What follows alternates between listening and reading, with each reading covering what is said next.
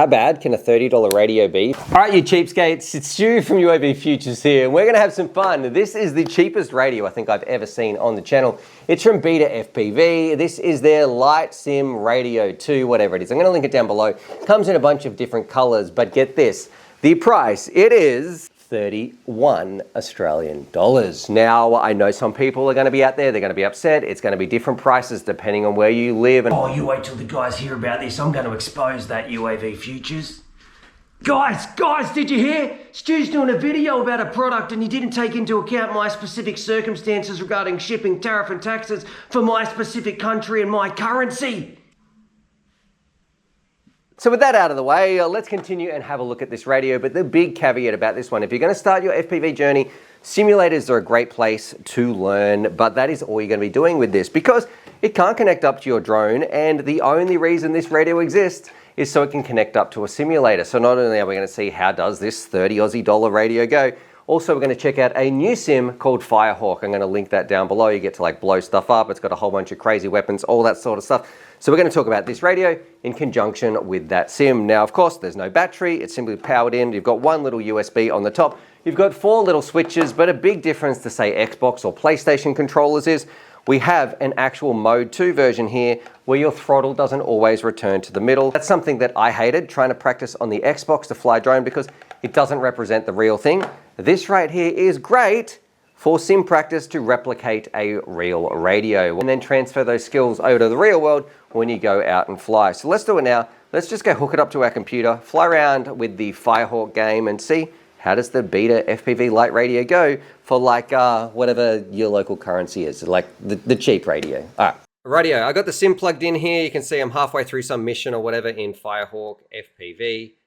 The drone warfare simulator. I'm going to talk about the radio first, and then I'm going to talk about the actual sim itself because they're two very different things. Number one, the radio, it feels cheap because it is cheap. Yes, you're going to need to upgrade. I feel like I don't like recommending a product where someone's like, you're going to have to spend more money and just upgrade this in the future. However, for the 30 Australian dollars, I don't hate that, because it is cheap enough to get people in the hobby. And if you compare it with something like, you pair it up with Real Drone Simulator, you're going to actually learn some real life skills. And it's so much better than, say, an Xbox or a PlayStation remote, which is absolutely garbage when you're trying to learn FPV.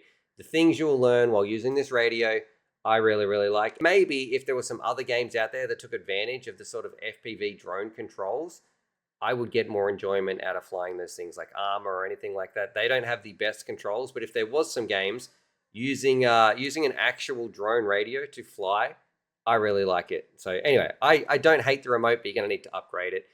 And if you're a kid who is struggling to get into FPV, but you know it's something that you want to do, and maybe you've only got 30 Aussie dollars, then okay, this really is the only option that you've got. Regarding the actual sim itself, it's okay. I feel a little bit conflicted, like about blowing things up and, you know, shooting giant rockets and lasers and all this sort of stuff. It is fun. You might get your little dopamine rushes and those sorts of things. The actual flight characteristics, I don't hate. Like, you definitely could learn some things while flying around with this sim. I just shot that poor dude. Can we go under here? Oh, look at that. I got a heel activated, whatever that means. Oh, I'm upside down. We've recovered. Anyway, the actual things you can learn from here, you're going to get some flying skills. The best part about Firehawk, I think, is the actual environments.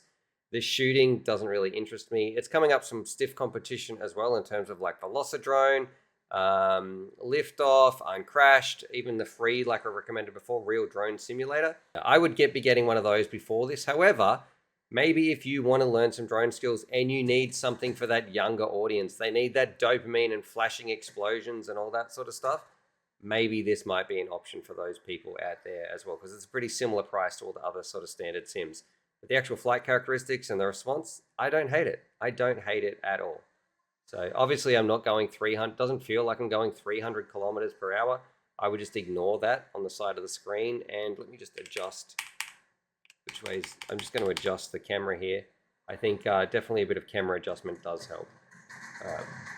Okay, it's kind of going crazy here. Yeah, the sim. There we go. But look, maybe that's just my opinion. That's why I'm going to get Steve over here later, and he's going to try this out and see what he thinks as well. Alrighty, Steve, I've roped you in for a little bit of flying and told you absolutely nothing. I really wanted you to test out the radio, but anyway, this sim, you just point at him and it like shoots things. But the Beta Lite 2 radio, how does it feel? Yeah, it feels like the actual radio that you buy as a beginner kits, like the Cetus kits and things. Yes, yes. It's exactly the same, right? But just no transmitter in it. Yeah. It's about $30. Yeah. Oh, so we had a quick chat about it before. Yeah, why would you buy this? What would make you want to buy it? So for me personally, it would be if my kids were going to learn to fly and I don't want them banging my Boxer radio around the lounge or whatever. Yes. But the way it feels in the hand, yeah, not too bad, man. Have you ever tried to fly with an Xbox remote or anything? Yeah. And how was that? It's trash. Yeah, it is. Okay, and what about this? Could you learn some skills using this Definitely. radio? Yeah. My first radio I ever owned was one of these, but was the FR Sky version. Okay. You still can't fly, no. obviously. You know, like, blow people up. All right. Honestly, yeah, it does what it's supposed to do. Not a bad option if you don't want to just outlay the cash straight away, or you're trying to get people into flying, don't want them using your good stuff. Would you get one though? Nah, I think honestly, if you're pretty keen to the point where you want to drop some cash on it, for the same form factor and functionality, you're better off just getting like a Radio Master Pocket. Yeah, I felt exactly the same At least way. you can sell it if you change your mind. Yes. But yeah, it does the sim. And then because you can at least go out and fly with that thing. This, you are guaranteed to have to upgrade. Yeah, exactly right. Yeah, there's no way you're going to do field flying with this. There's nothing you can do. No. So what about the price point, like 30 Aussie dollars? Yeah, I think that's why you wouldn't really worry too much. You know, if you just, I think I might give it a go, I might learn some skills on a sim, or you don't actually want to fly in real life, you just want to play a game like this. Yes. Yeah, why not? It's going to be 10 times better than an Xbox controller. Yep. And yeah.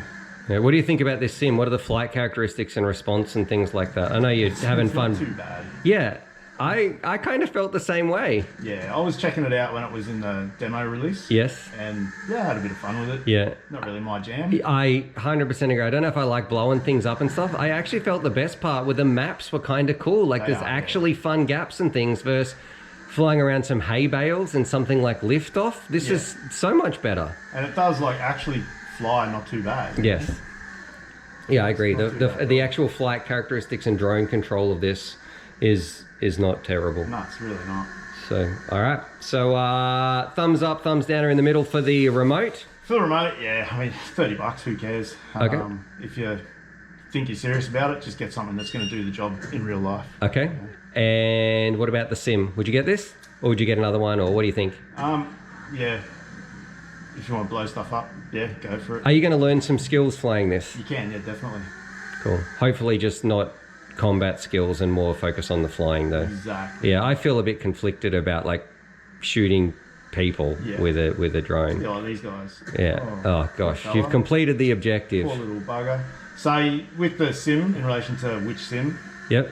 I probably wouldn't go for this if you want to learn actual FPV skills. Like, yeah, this doesn't feel too bad. Mm-hmm. Physics are okay.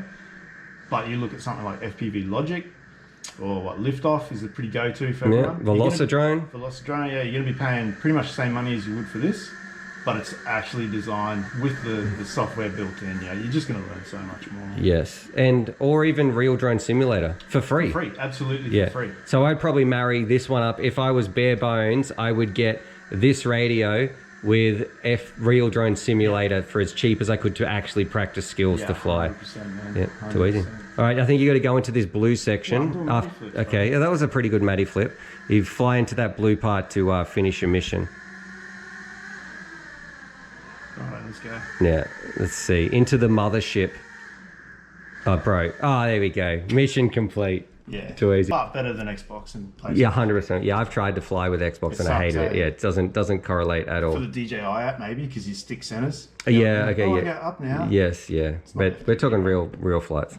So what do I think about this radio? Look, I feel go through the instructions. If it can connect up to your computer, chances are you're going to be able to use it. It feels cheap. It is cheap. It is better than an Xbox remote or anything like that. If you are somebody starting out, you want to actually get some FPV skills, I don't hate it. I don't think it's the best choice and it's not going to be good value moving forwards because this radio you are guaranteed to upgrade. There will be very, very few people who only ever want to fly sims, and if you are that serious about it, you're probably going to get a better radio anyway. So its biggest competition is actually something that's more expensive, like the Radiomaster Pocket, the best cheap value radio on the market, because not only can you use that with a sim, you can also go and fly that around with the field and never have to upgrade. This, it's great.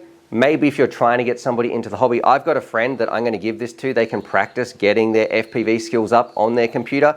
Then when they're ready, we can set them up with a new radio.